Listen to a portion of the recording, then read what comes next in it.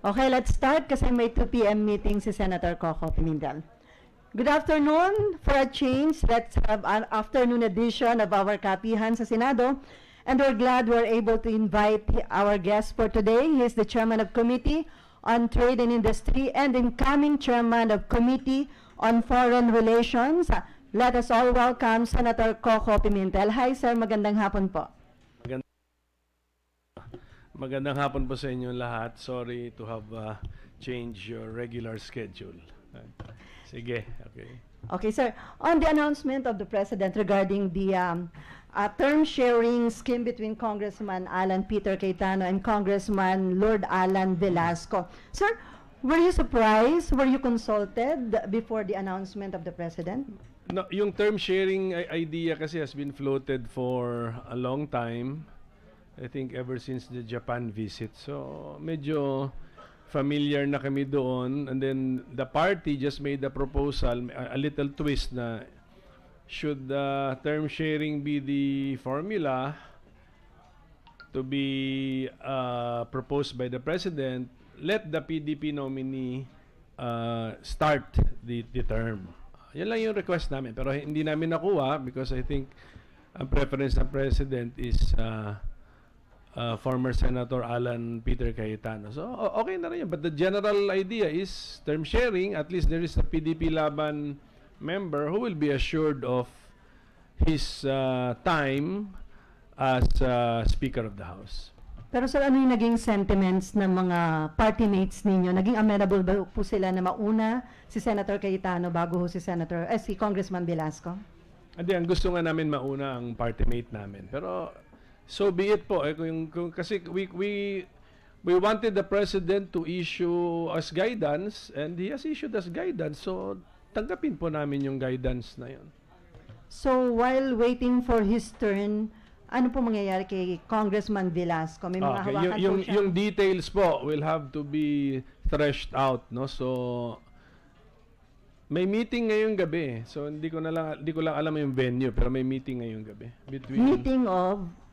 between PDP Laban representatives and Senator Cayetano and his representatives. Precisely for the details. Ano yun, hatian sa committee chairmanship? Basta ganung details. So, impossible for us to discuss now publicly kasi pinag-uusapan pa. Tsaka wag natin pangunahan, baka maging deal breakers pa yung iba. Sir, paano yun? Si Presidential daughter Sara Duterte, mukhang against dun sa term sharing. Sabi nga niya, counterproductive daw po yun at baka daw magkaroon ng slowdown dun sa last 3 years ng Pangulong Duterte. Yeah, Do you agree with her? That's an opinion. Kaya nga, if term sharing is the formula, we have to really pay attention to the smallest details para it will be a smooth transition to the next House Speaker. Tama, pero kung pabayaan mo lang, no one pays attention to the details, magkakagulo talaga. That's why pay attention to the details, start early, late na nga ngayon, negotiate properly, put everything in writing, and then in good faith, tuparin ang agreement. That's it. That's the formula. Para sa kanya, mas mabuti na pinaubaya na lang sa mga miyembro ng House yung pag-resolve sa issue. Theoretically speaking, pero ang members ng House gusto kumonsulta kay Presidente. So for the longest time, ayaw magsalita ng Presidente, but gusto konsulta kay Presidente. Normal naman yun because the President is the chairman of a political party. There are 84 members of his political party. Tapos there is also a coalition supporting him. Even NPC and NUP are professing to support him. So they also want to consult him. So yung mga ayaw makialam ang Presidente, they should credit the Presidente na for the longest time hindi siya nagsalita. For those naman who want guidance, we should now also credit him because finally he gave us guidance. So do you think if the President did not meddle, hindi yung mariresolve itong issue sa speakership sa Kamara? Mariresolve kasi ang rules pala ng House ano lang, plurality. Therefore, talagang mayroong mananalo diyan, paramihan lang ng boto. Yun yung rules ng House. Hindi majority. So better na nasunod na lang sana yung rules, sir, ng House of Representatives? Masusunod din ang rules ng House sa July 22 because susundin din nila yung the speaker will also get the majority. Or hindi pala majority, plurality and possibly majority. So masusunod pa rin ang rules except that yun nga kung tatanungin mo yung mga electors bumoto kung na-influence ba siya ng guidance, yun ang tanungin nyo sila. But the rules will be followed, of course. Pero the mere fact na may ganung guidance, kung sinunod nila si Presidente, nagkaroon ng influence ang executive doon sa House Speakership. Totoo naman may influence kasi nga chairman siya ng partido ang party talaga namang may right naman ang party na makialam sa the biggest party pa. Meron kaming right na makialam sa determination of who should be the House Speaker. Okay, Mayan.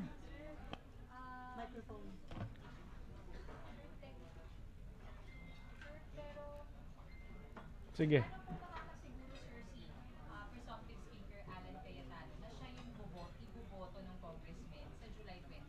He still has to convince also his electors. Ganun naman yun Sa July 22, para hindi siya magulat, he has to make sure na kumbinsido na lahat o ang majority or plurality to vote for him as House Speaker.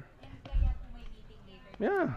Negotiate with all of the factions, with all of the political parties, put in writing everything para klaro. So, sir, hindi ibig sabihin na binasbasan na siya ni Pangulo, makukuha niya na yung plural or majority. Kailangan manligaw pa rin si Basta July 22 yung formal vote, doon na natin malalaman once formally voted into office na. Yun Pero advantage siya ngayon, syempre, with the statement of the President. Pero yung PDP Swerte nga niya Ano yun? Hindi daw yung assurance. Yeah, an advantage but not an assurance. But he has to still work on it. Trabaho pa rin ito sa kanya. Pero sir, sa PDP Laban, as PDP Laban President, yung mga members nyo susunod doon sa term sharing scheme, iboboto nila si Senator si Congressman. Sa ngayon, ang PDP Laban, we wanted guidance from the President. Nagsalita ang Presidente, chairman pa namin, sumunod kami. Sir, isa na lang ako. Okay. Ay, isa na lang po, sorry. Sir, paano nyo lang masisiguro na maisusulo yung agenda ng PDP Laban under the speakership of Cayetano? Precisely part of the negotiations. So, we have 85 members. Yung proportional representation, sundin. Meron ganon sa CA, sa HRET, even sa number of committees. Yung mga senior members namin, bigyan din ng mga senior positions. Tapos yung mga committees namin should also allow us to pursue our agenda. So, yung federalism agenda, so yung constitutional revision committee nila, sana ibigay rin sa PDP Laban. Okay, She.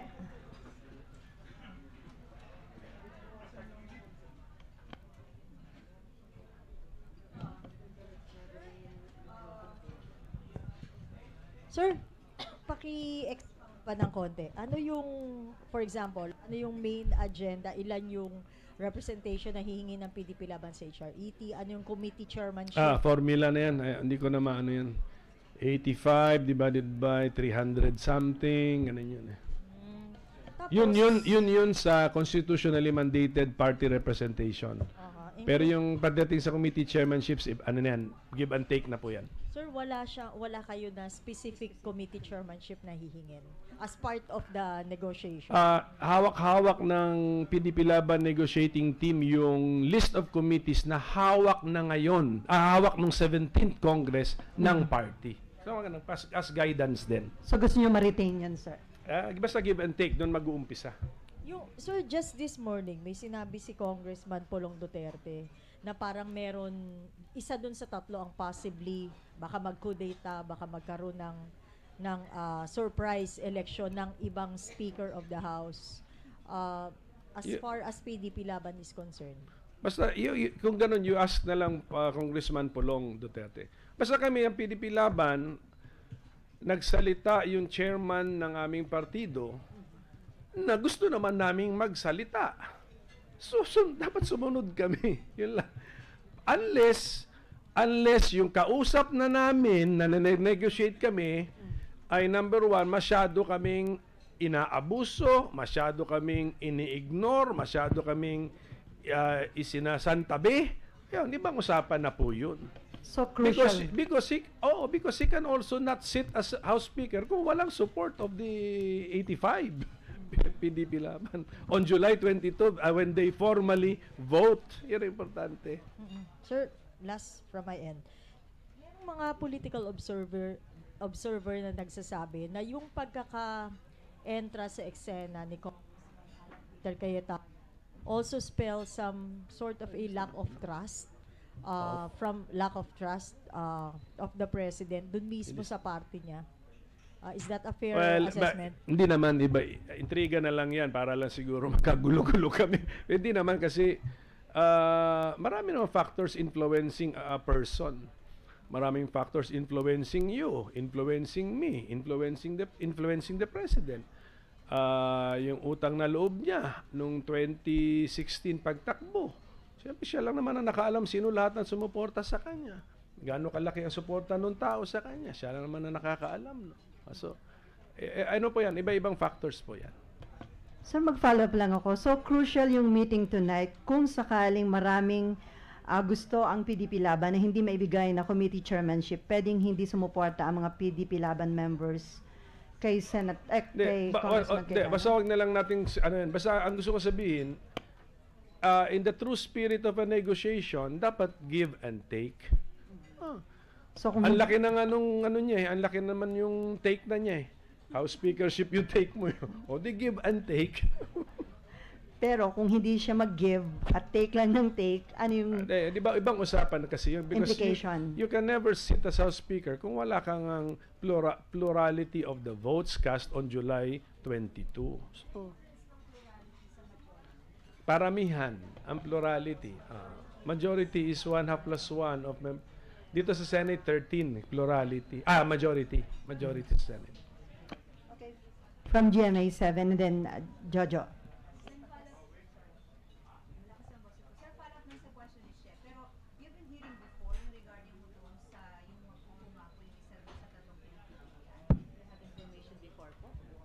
Wala kayo na rin mga lingas-ngas na gano'n. Ang mga ko hindi na-announce Kaya I mean ewan ko kung merong announce ko. So, basta always a possibility yan, di ba? Kahit dito sa Senate. Ayun, nangyari na yata dito yan before. Not now. okay. Not under the Soto regime. Pero yung mga matagal na reporters dito, meron yata. Ayun, before, may mga kudeta. Meron pa nga ako narinig na kwento na meron bang one day, may one day a day before. SP, may one day SP lang, then nag-counter ako, mga ganun. So, nangyayari lahat po yan. So you're saying this is still a possible scenario, sir, yung sinasabi po ni Congressman Pulong? Basta theoretically, everything is possible kasi basta collegial body, gano'n naman talaga So I know you've been asked before, pero you said this is just the opinion of Mayor Inday Sara. Pero kung kayo po ang tatanungin, you think itong term sharing will really slow down the 3 more years of the President? If it is planned properly, wala naman. It's just the leader You're just talking about who is the leader of the House.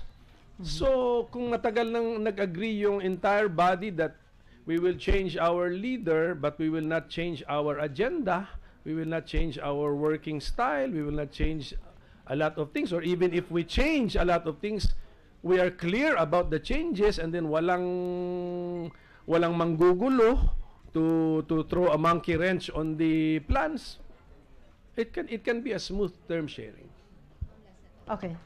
Sir, of course, it's for the President to answer this, pero being a party member, why do you think the President chose a Congressman Cayetano over, a member of the PDP? Kung term sharing na rin lang, sabi nyo nga, you wanted it to be PDP first, pero bakit? Hindi ba siyang running mate ni Presidente? So, that should be a good enough ground or explanation. O mas mahusay mangligaw sa Cayetano over Velasco, sir? Hindi, basta naging running mate ng presidente. Close sila. Tumulong all out. Tumulong all out naman without question sa candidacy ni President Duterte as his running mate. So may ano rin po yun, may plus ano naman yun, plus factor yun. Pero sir, hindi ba daw favorable kay Cayetano na parang siya yung mag-handle ng proposed 2020 budget and 2021 budget? Parang kay Velasco, yung last year na proposed budget lang ang mahahawakan. As the leader of the House, he can influence the budget. But the budget, ulitin ko, sinabi ko na to, is the responsibility of the executive branch. Ang main structure niyan, ang main amounts niyan, ang main look and feel of the budget comes from the executive branch.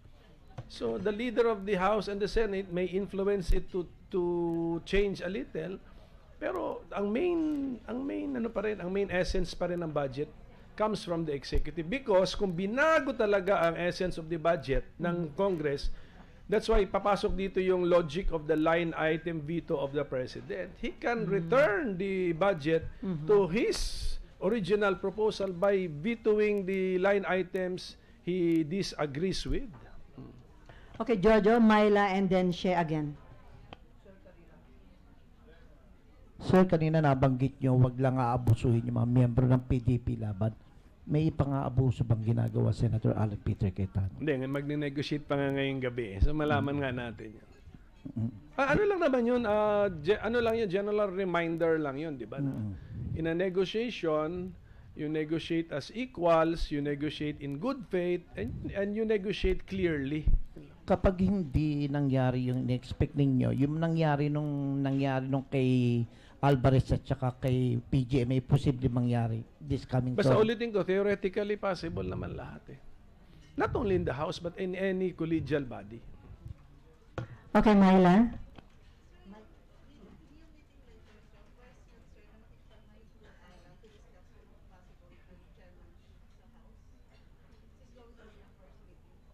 Yeah, first meeting with party representatives. Pero sir, before this meeting later, mayroon mga initial discussions na on the side, I mean among some Wala House pa. members.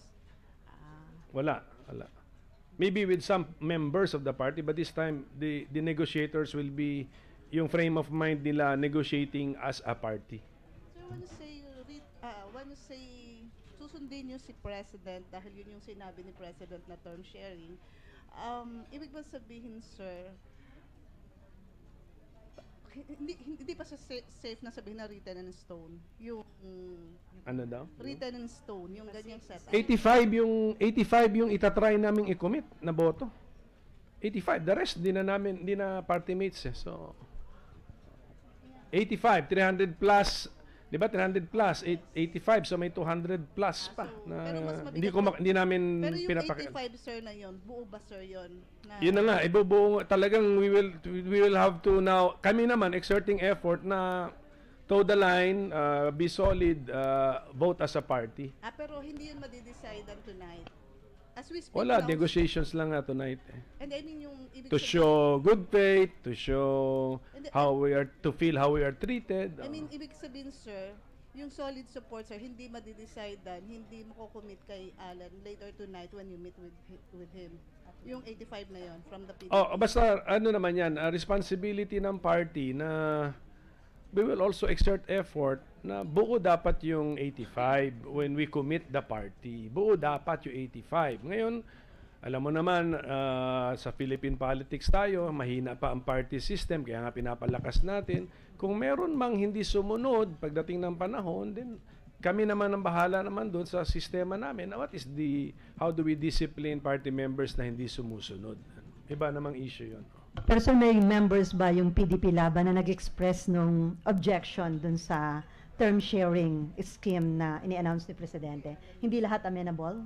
I'm sure meron pong... Hindi naman, hindi lahat amenable naman. At actually, sa lahat ng possible outcome, meron naman taong hindi amenable. So, kung speaker si Mr. A, may reklamo iba. Si Mr. B, may reklamo iba. Si Mr. C, reklamo iba. Time sharing, reklamo din yung iba. Hindi naman talaga natin maasahan na unanimity. That's why we will appeal to party discipline na kung ito na yung decision ng party, toe the party line. Pag hindi talaga kaya, tell us bakit hindi kaya. And then, tingnan natin if it is justified to impose some party sanction. Pero it's too early pa ngayon kasi negotiations pa po tayo. Okay, Mean, and then Eunice. She. She ulit? She, okay.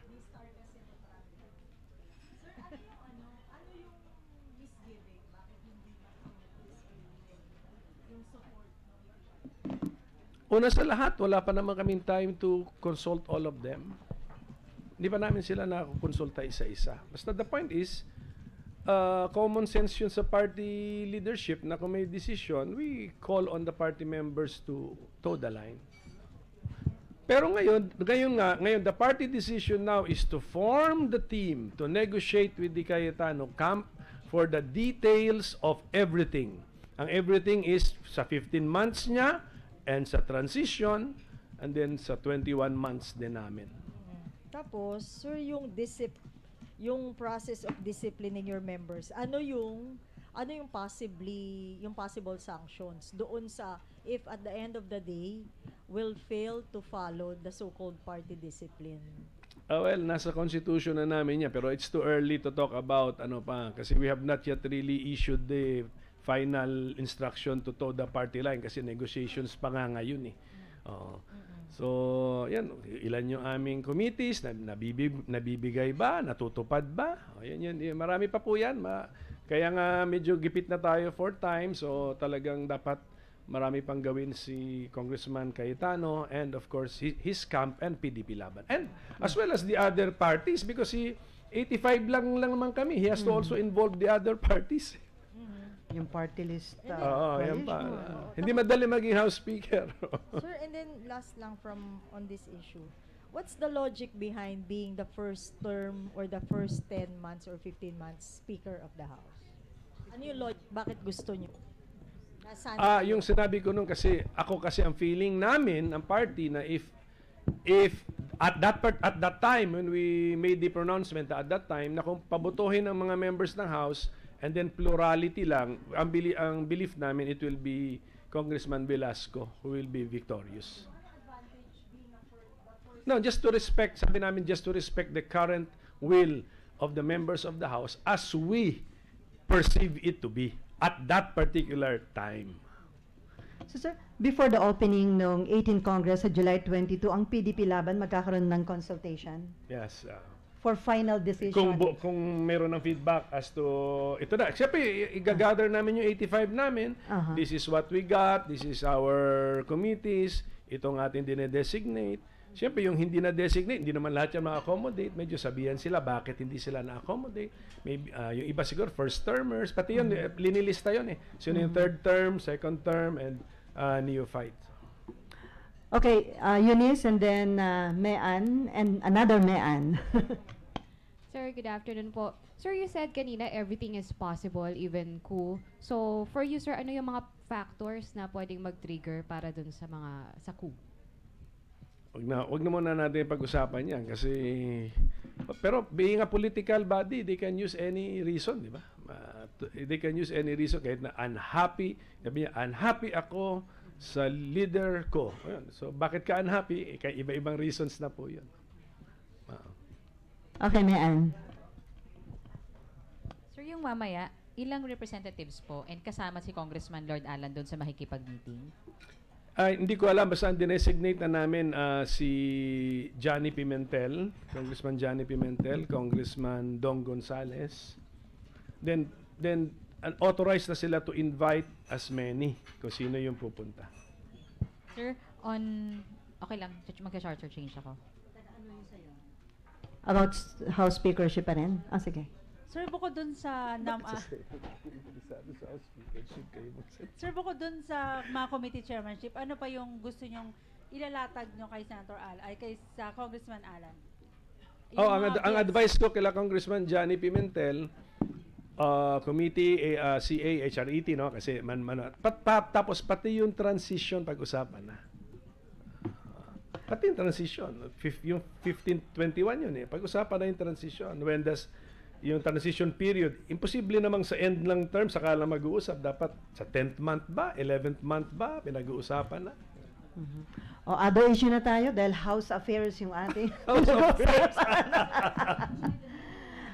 Okay, Mayan. Sir, House yan eh, house. Bayam na sa Sir, pinaalala ni Pangulo nung isang araw nung in-announce niya yung about kay speaker, presumptive speaker Cayetano, yung charter change. Pero sabi niya, even if it will not lead to federalism, basta ma-amend lang yung 1987 Constitution. Okay lang po sa inyo yan, sir?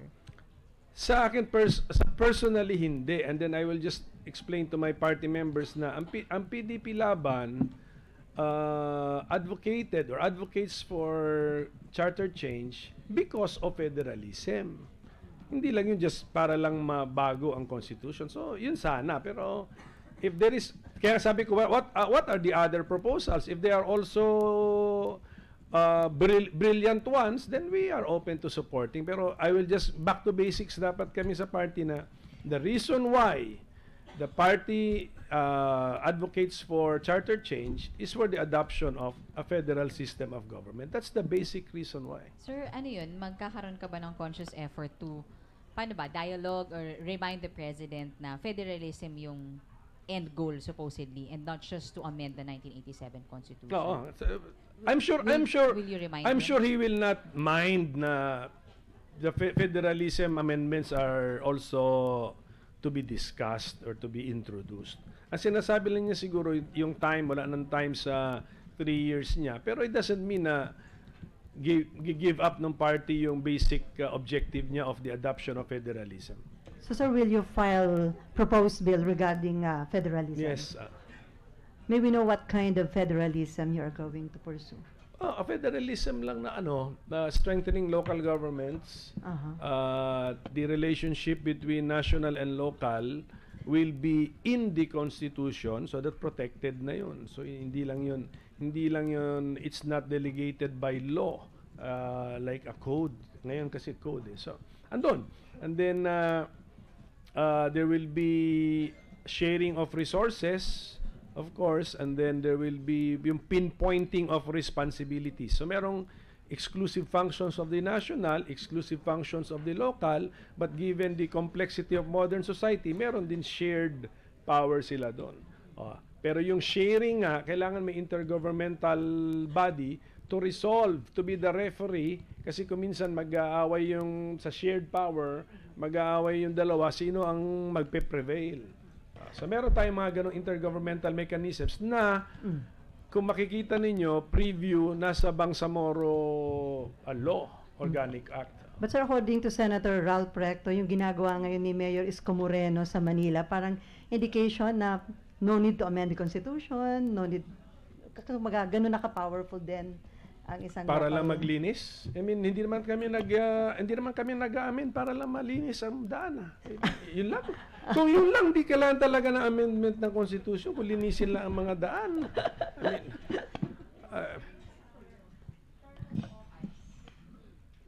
term of office baguhin na rin natin. Siguro ang aking draft 4 years eh. For senator? Back to 4 years. Hindi. Ang general rule is 4 years. And then, And ilang then, term? two elections lang. So, 8 years. Then you graduate. And then, even ang presidente sana may re-election para pressured siya sa first 4 years niya na mayroon siyang referendum after his term. Sir, paano yun, sir? From what position to what position? Lahat to? 4 years, 2 elections? The president is 6 years pa rin. 4 years then. So lahat? Senators and So from congressmen. local officials up to Senator, the... pwede rin nga 4 years. Kasi sa anong draft namin, regional eh. Regional senators na, tandaan nyo ha. At saka ng presidente, from 12 That to was 18. with one re-election. Haba pa presidente. If he's re-elected, haba siya. Kaya 8 from 6 years nga pala. 8 years siya, di ba? Isang term nga lang palang presidente. Kasi dapat maganda rin yung may re-election eh. Kasi, para yung kilos ng presidente, sensitive pa rin siya sa body politic because if he wants to be re-elected, after 4 years, para election. Pero, sir, may chance ba yung ma-approve before the best effort na lang to kasi lahat. 3 years na best lang ang effort, Duterte administration. best effort na lang to lahat. And then for the record na lang din ito na kung hindi mapasa, at least we can always, may draft ka na, you can always refile. Kasi nga sabi ni Senator Drilon, marami na rin sa mga kasamahan nyo ang inaayong 2022 presidential election. That's correct. So malabo nang sumuporta sa ano. No? I mean, wag natin pangunahan nga, but we will, best effort pa rin lahat. Okay, may another Sir, Laila. one last, sir. Yung pinupush ni Congressman Cayetano, sir, for congressman lang to, 4 years, no term limit, or 5 years na 3-term limit. If lumusot ta sa House at umangat sa Senate, sir, tong version na to, will you support this? Hintayin na muna natin. Tapos sa floor discussions, ilalabas naman natin yung merit. Anong merit nung 4 years na only? Anong merit naman ng 5 years na 3 terms? So, ako offhand, gusto ko may term limits so that we force new blood. Yun lang naman yun. Term limits forces new blood. Plus, especially if you couple it with the anti-political dynasty provision. Yun talaga. It really now forces new blood. Ano yung implication, sir, kung no term limits? The unli hanggang kamatayan yun. Hindi ho yun makabubuti, sir, no? Hindi nga. US system yun. Ang US system, no term limits. Pero if we want, marami panawagan natin na we want a more inclusive political system. Ano sabihin nun? Inclusive. Isama naman natin yung ibang hindi interesado sa politika na maybe hindi siya interesado sa politika dahil wala akong chance manalo laban sa incumbent. Yan ang point. With term limits plus disqualification on political dynasties, we are forcing the possibility of new blood in politics. Di maraming mas magkakalakas loob lumaban because, wala akong kalaban na incumbent, wala akong kalaban na kamag-anak na incumbent. Yun yun. That is the main idea. Okay, Laila.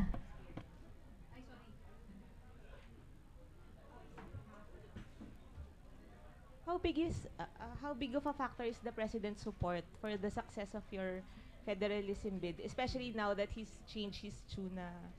Siyempre malaki. Without the president's support, malabo na. Without the president's support, malabo na. Pero sir, yung kasi malabo na nga siya sa Senate eh. Malabo na siya sa Senate. Ngayon kung without the president's support, di malabo. But with the president's support, may chance. Pero I'm not saying guaranteed. Sir, yung latest pronouncement niya is kung ayaw niyo ng federalism, edi wag. What do you make of that? Anong effect nun sa campaigning niya? Hindi naman natin kasi masasabing ayaw na. Actually, masasabi ko nga ngayon na lumakas naman ang support sa federalism, but I'm not saying na overwhelming pa rin. People still need more information. Katulad ng tanong ni Selly, anong model ba yan? Anong detalye? It's the details eh. Sa concept, alam na nung tao na, okay, federalism strengthens local governments actually by bringing them as to be the equal. Federalism kasi is the local governments, maybe regional governments, are the equals of the national government. Yun yun. Pero, detalye pa eh. Concept na yun. What are the details? Sir, you mentioned mahina siya sa Senate. Could you explain ang federalism? Walang support sa federalism dito? Kahit po nanalo na yung allies niya. Meron. At least madadagdagan. But before that, halos ako lang mag-isa eh. Ang overall prognosis niyo is uphill battle. Kasi ilan ang kasama ko, ilan ang PDP laban na dumating, and then si Manny Pacquiao, i-add na natin. Ilan kami? 5. Sir, kasi 3 years na po yung campaign niyo and it hasn't progressed much. Is there anything you're planning to do differently in the last 3 years para to increase your chances of success? The PDP laban should act as one solid group. Ayun lang. So it will strengthen at least 5 kami. So sir, ano yung intention nyo of filing pa rin yung proposed bill kahit parang malabo na para lang masimulan yung debate? At saka for the record, mayroon na specific proposal. Okay. Sir, as incoming chairman of Committee on Foreign Relations, Do you have intention na magkaroon ho ng public hearing para ma-assess yung ating foreign policy with China, considering itong wreck-to-bank incident and then yung mga statements ni Presidente about ating exclusive economic zones? No, ganito ang process sa Senate. If there is a resolution filed, it's referred to the committee. It will be heard by the committee. So it depends on the tenor of the resolutions referred to my committee. Pero as chairman, Basta as chairman, I am aware that the chief architect of foreign policy is the president as the chief executive. So sir, dun muna sa results ng joint investigation ng Philippine Coast Guard at saka ng Marina, ano sa tingin niyo yung dapat na next step? Dapat ba mag-file ng kaso sa korte ang ating gobyerno or wala tayong malinaw ho na batas para maging basis ho ng filing daw ng kaso? Kasi ang system sa mundo, wala namang ganyan na mayroong courts ka na mapupuntahan mo. Very, very specific ang jurisdiction ng mga courts. And then, they need the consent of the party you are suing. Ganun yun kasi sovereigns lahat yan. Matuto na lang tayo dun sa report. Number one, meron yatang portion dun sa kakulangan naman ng Philippine vessel.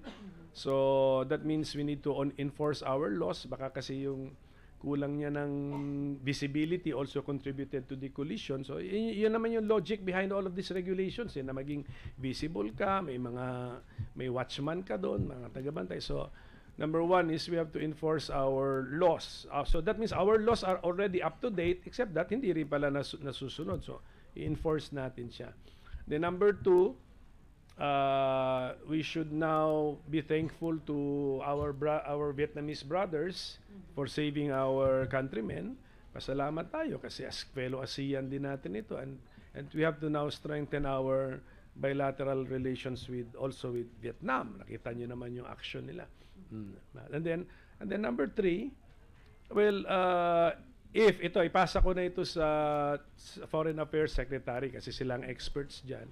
If the incident deserves the filing of some diplomatic protest or any other notice or note with China, then let's do it. Pero pwede ho tayo mag-demand ng compensation, sir? Yan ang magandang tanong kasi we can ask for compensation. Iba yung word na demand kasi. We can ask for compensation on behalf of our countrymen and hope na mag-grant. But we cannot enforce it. Okay, from GMA 7. Connected lang din dun, sir, sa sinabi. Kasi sa pinaka-latest po na survey ng second quarter ng 2019, sabit 93% daw ng adult ng mga Filipino says it's important that the Philippines regains control of China-occupied islands in the West Philippine Sea. What your take on this po, sir? At least we know the sentiments of our countrymen. Tama. So should we really have that, sir? Na dapat we have full control of South China Sea? No, hindi sinabi South China Sea. Yung islands, sinabi mo dyan, islands yun. Opo, yung mga China, yung occupied ng sa West Philippines. Yung ating kiniklaim, okay. Tandaan natin klaro na ibang maritime features na kiniklaim natin dyan, imposible to occupy, ha? Hindi naman yung iba, hindi naman above sea level yata yun, kung above sea level man, ilang square meters lang, gano'n. So we should be very clear, ha? Opo. Pero sir, ang tinutok yata is very specific yung mga claim na ng China na nasa West Philippine Sea. Kaya nga, actually, dati yan, hindi naman yan, cannot be occupied by man naman yan eh. But they reclaimed. That's why they reclaimed. That's why na-occupy na. So, ang importante is, we should not change our position and continue to claim what we have been claiming. Yan ang importante. Okay, She.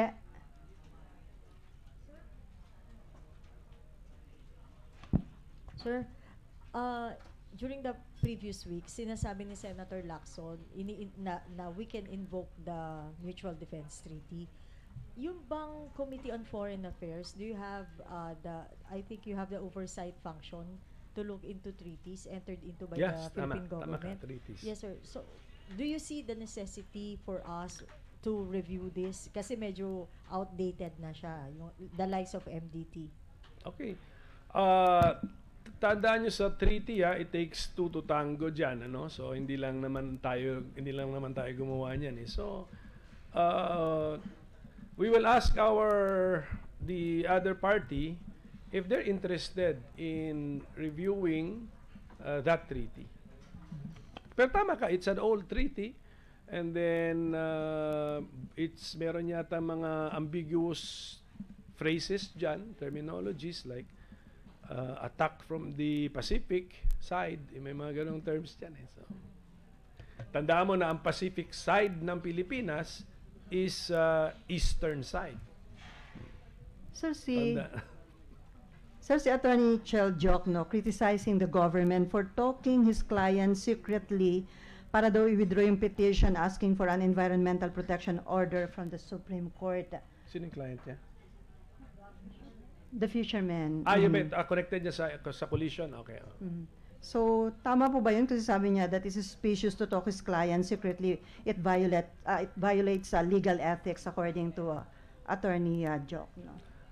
Okay, pero government kasi ang term na ginamit niya. So, I'm sure individuals yan, persons. So if he knows the identity of those people na sa tingin niya violated some code of professional conduct ng lawyers, then he knows what to do.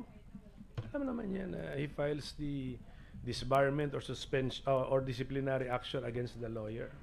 Pero kung talaga may mga taga-gobyerno na kumakausap sa kliyente niya para withdraw yung writ of kalikasan niya tayo, sir. Tama po ba yun? Dahil lang China yung...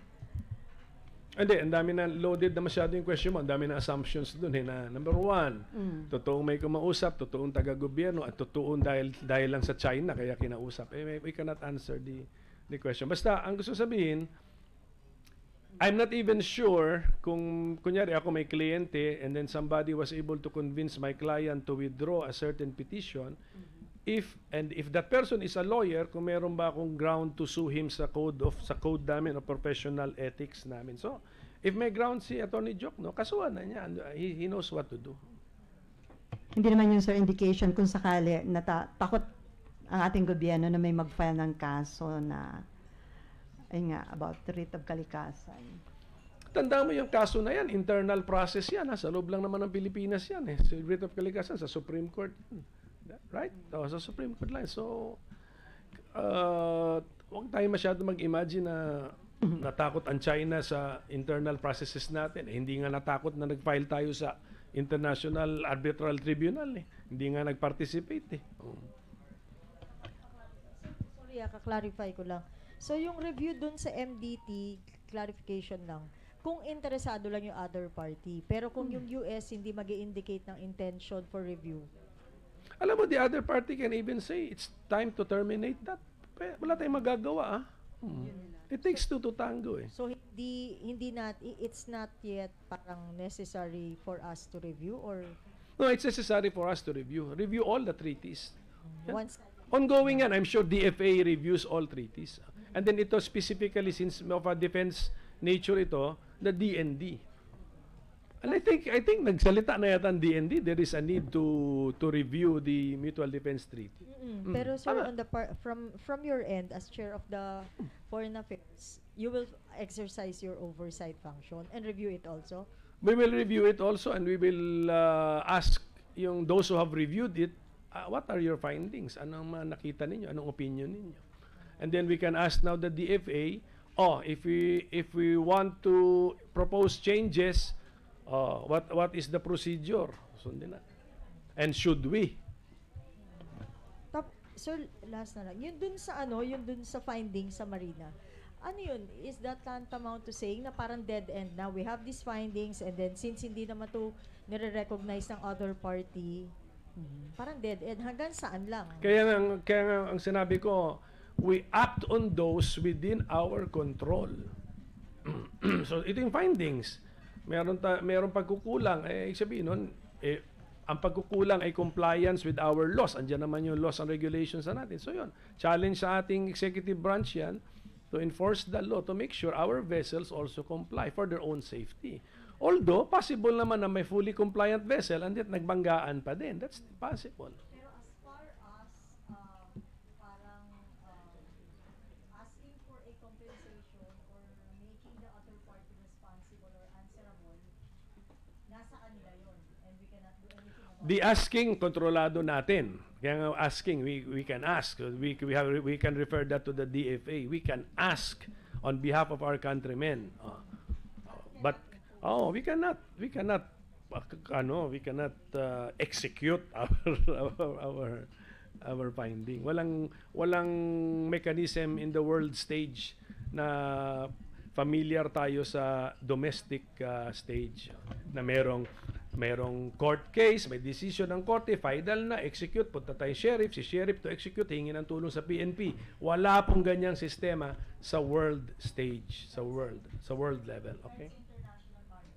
Wala po tayo, walang sistema na ganyan. Sir, si former... Tsaka wala pa naman nag-file din man, if ever, meron ba nag-file ng case? Ayun pala. So, ang dami pang actions to do. So the question must not be directed to me, but it must be directed to the parties involved. Dami pa pala nilang kailangan gawin eh. Sir, former President and former Speaker Arroyo thanked the President for her acquittal dun sa mga plunder charges. Hindi daw ba parang nilagay sa alanganin ating judiciary at si Presidente nung ganong statement ni dating Speaker Arroyo? Pwede nga ganun ang angle dun. So, tanungin na lang natin siya bakit pa niya sinabi yun. Kasi parang dating... Actually, okay lang pasalamatan mo yung court na nag-acquit sa'yo. I think that is the more logical thing to do, di ba?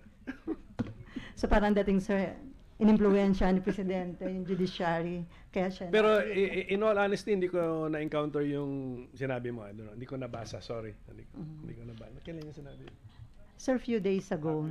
Hindi ko na, in all honesty, hindi ko na narinig. Kaya nagsalita yung Supreme Court na inassure nila na nanatili silang independent, sir. Kasi normally, ang normal na reaction ng tao, siya pinapasalamatan niya actually yung korting nag-acquit sa kanya. Okay?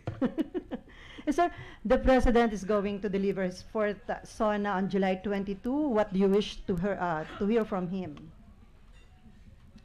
Well, his priorities for 1 year, at least for a year, and then priorities na for the second half of his term.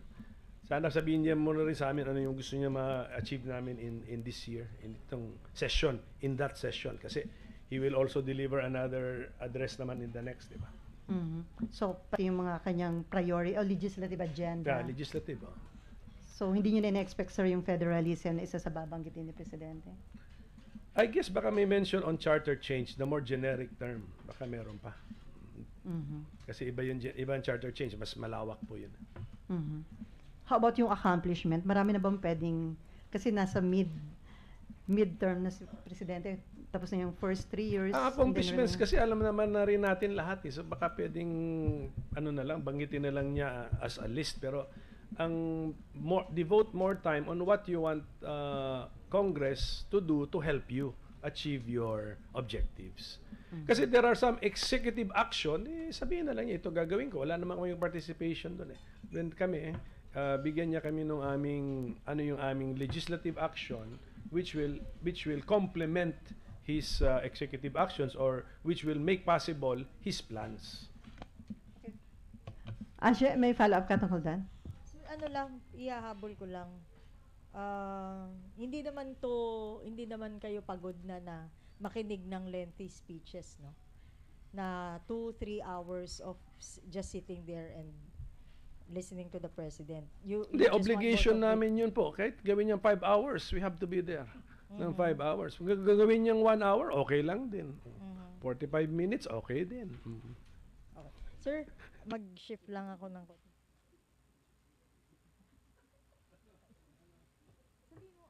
Ano? Ba't sabihin niyo naka-mic? Make it short. Make it short but sweet.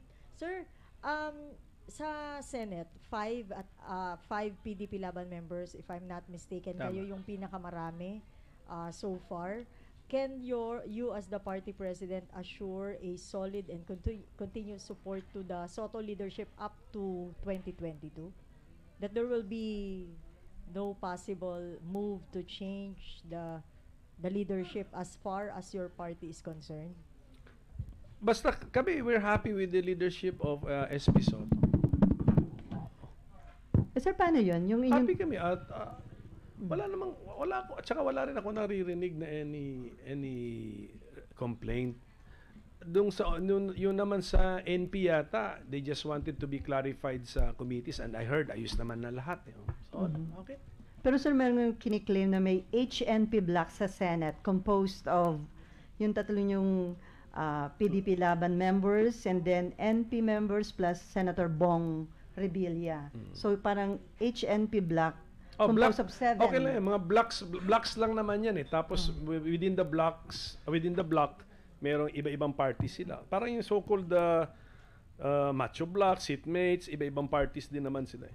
So sir, nagpaalam ba sa inyo as PDP Laban President yung tatlo na sasama sila doon sa HNP block? Hindi na importante magpaalam yun kasi it's not forming a block, it's not really leaving your party. Personal decisions. Wala lang. It's also their right to associate. Meron tayong right of association. Di mag-right sila to associate.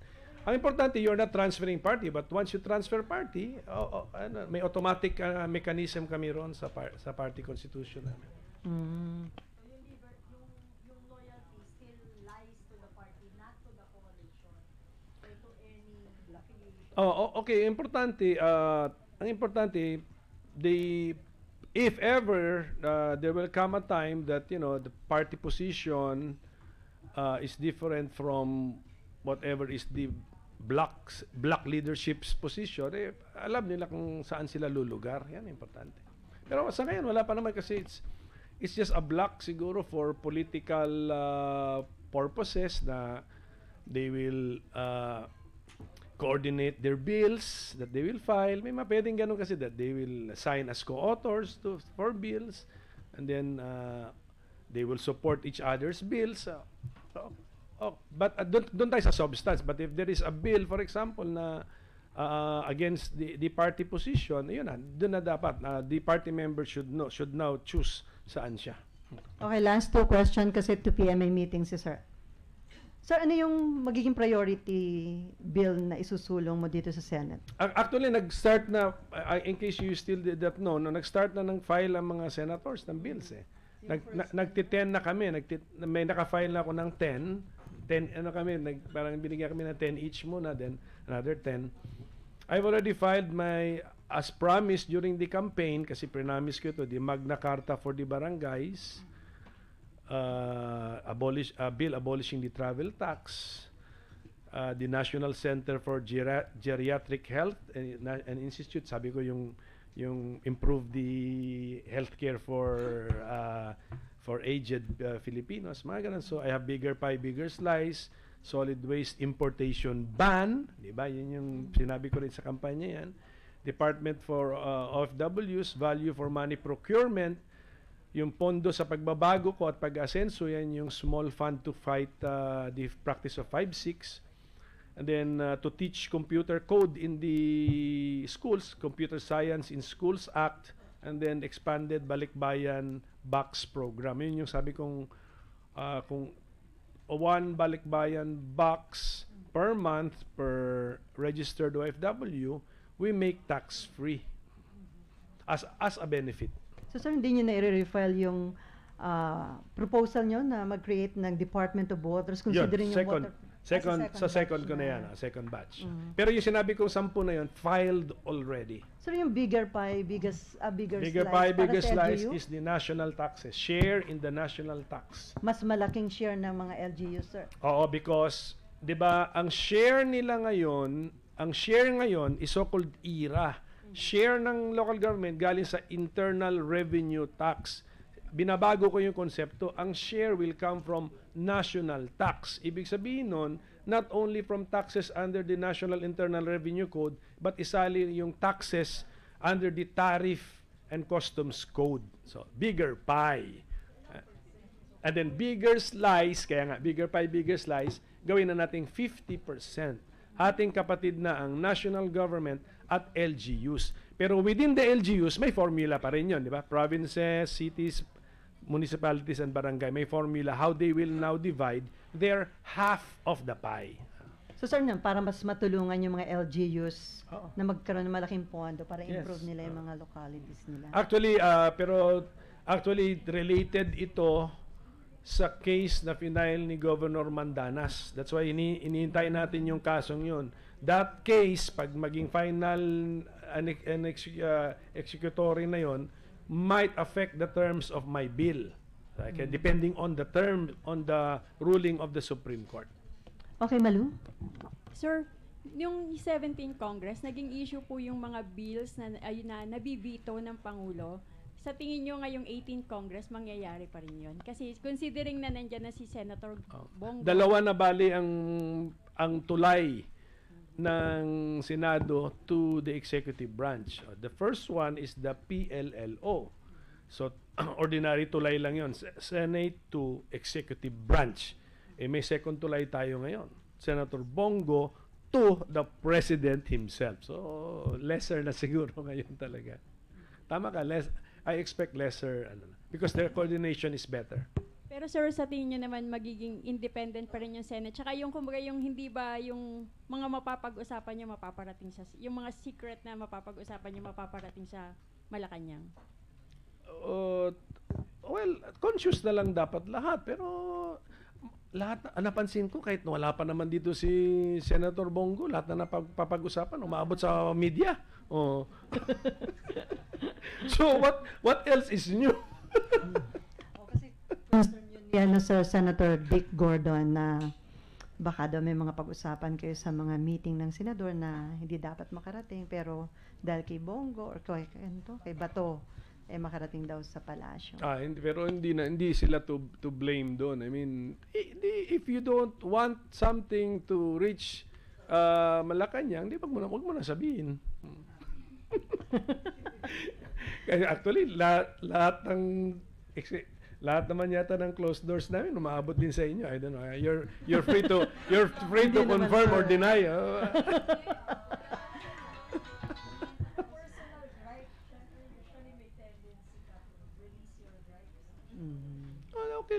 Okay lang. But siyempre, ano naman presidente, hindi naman yan siya masyadong, hindi naman yan petty person.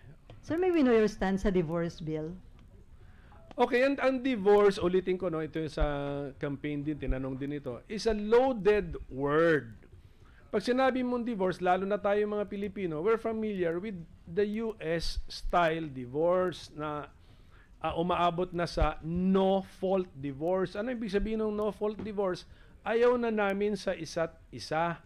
Kung ganyan ang tinatanong mo sa amin, nakasama yung ganyang konsepto, hindi ako sang-ayon dyan. But, if ang hinahabol natin is a remedy to a married couple with irreconcilable differences, hanapan natin ng remedy dyan. But to give it another name, open ako. Like for example, dissolution of marriage remedy.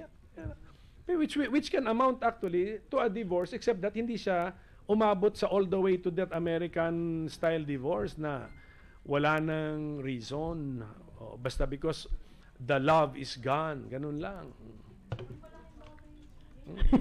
Kasi pag ganun kasi napaka-subjective that the love is gone, sasabihin mo na lang sa sarili mo na today, the love is gone. Pero malay mo pala, with a little bit effort, mahanap mo pala that the love is still there. So so sir, kung yung model nung masaya kasi sa sir ngayon. Ang importante ganito, lalo na sa Pilipinas, di ba? Family is a basic social institution, tapos inviolable pa supposed to be yung marriage vow. So ang importante lang is still give effort to saving the marriage or the union. Pero kung talagang irreconcilable na, we have to look for that remedy. Although there is already an existing remedy, Article 36 ng Family Code. Yun lang. Pero marami pa rin reklamo na it's an inaccessible remedy. So yun lang i-solve natin. There's already a remedy. Kung ganun ba, napakataas ba, di baba natin ngayon to make it accessible. So, kasi loaded yun eh. Loaded yun. But, loaded. Just tell me, kaya pag tinatanong nyo ako, divorce, okay, don't use the term divorce, but what do you want? What we really want is a remedy for a married couple with irreconcilable differences and maybe a violent relationship. Yun ang solve natin yun. Kawawa din naman, isolve natin yun. Yeah. Yes, ganun. Dissolution of marriage, maybe. Mas acceptable yun, sir. Kasi linalayo ko tayo sa Amerika. Masyado tayo marami nang napapanood na Hollywood. Ano kasi na alam natin yung sa US na gano'n eh. May Las Vegas pa, di ba? May you go to Las Vegas, solve na yan in 5 minutes. Huwag yung gano'n. May kinasal ngayon, kinabukasan, divorce na. Divorce na. Anyway, with that, thank you very much, Senator Koko Pimentel. Sir, sana maulit, ha? Anytime, syempre. Okay, thank you very much. Salamat sa inyong lahat, ha?